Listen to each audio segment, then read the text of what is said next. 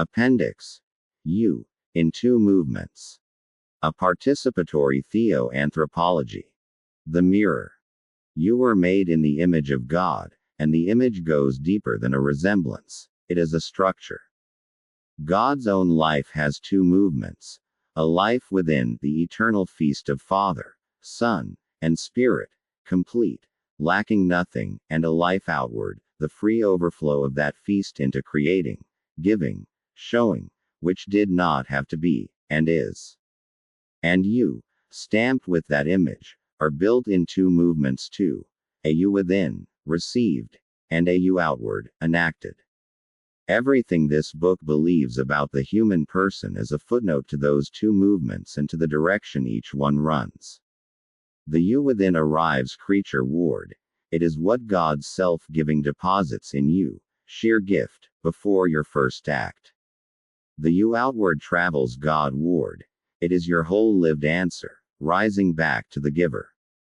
Gift descending, answer ascending. One love, two directions, and you are the meeting place.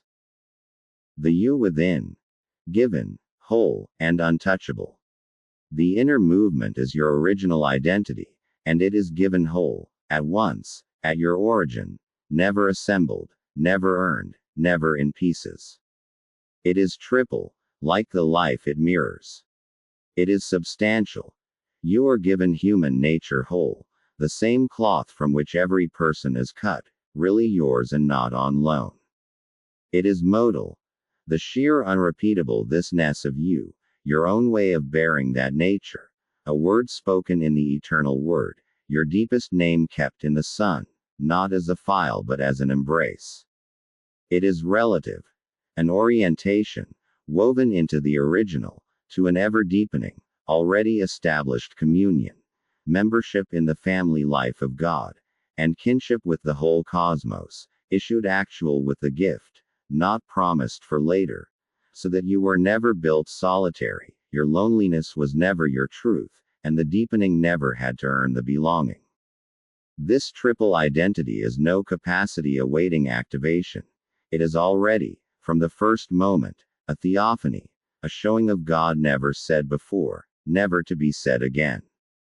And it is inviolable, unalienable, incorruptible. Nothing in your history, no sin you committed, no horror committed against you, ever had the reach to touch it.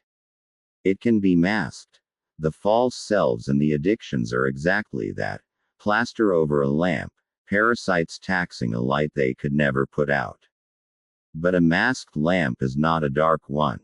The you within is the true self of the contemplatives, the point vierge of Merton, the self hidden with Christ in God, and its whole condition is held. The you outward. The gift, answering. The outward movement is that same identity enacted, the image growing a likeness, the given word being spoken aloud, across time, in choices and habits and loves and works. This is the diachronic you, the self you make, the communion you grow into, the showing itself. Two things about it change everything. First, its direction.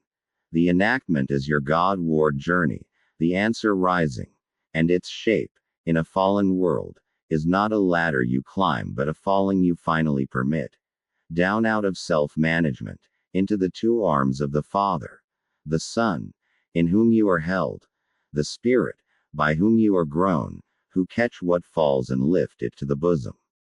We ascend by descending. The saint's humility, the room's surrender, this book's falling upward, one motion. Second, its economy. The enactment adds nothing to the gift. You never become more truly you than you were made. God never gains from your return what he lacked before it. What increases? Endlessly, as only the manifestation, the gift shining ever further out. The tradition's word is epectasis, the stretch that never stops, not from deficiency, but because the one shown is bottomless. And the whole traffic runs one way in its enrichment. Everything descending is gift, everything ascending is welcome, and only the creature is ever enriched. Enriched. Mark the manner. just as God's own outward life is glorious. Not in intrinsic perfection or in intensity of being, both complete as given, but in theophanic scope, the ever-widening range of the showing, which is why grace never humiliates, and why this God alone is safe to kneel to. The season you are in. The present arrangement.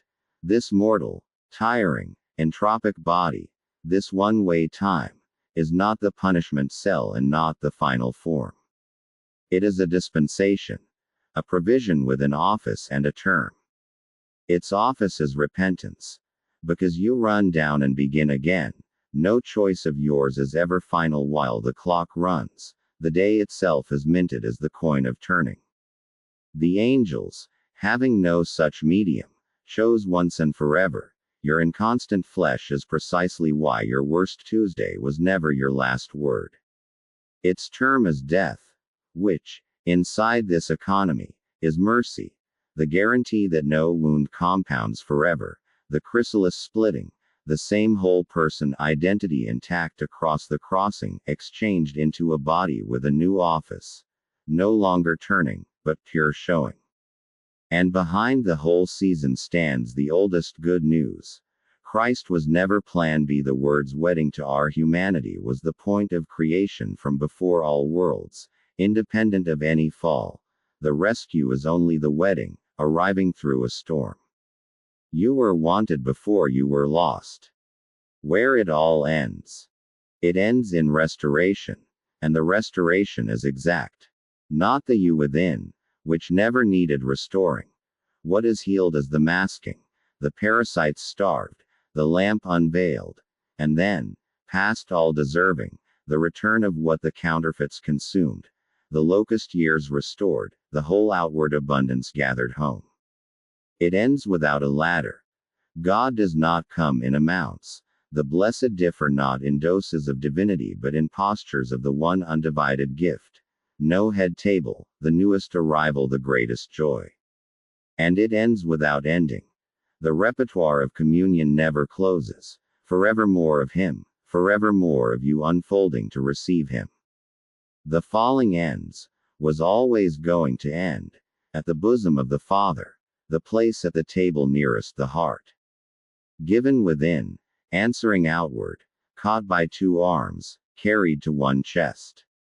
That is the whole anthropology. That is you.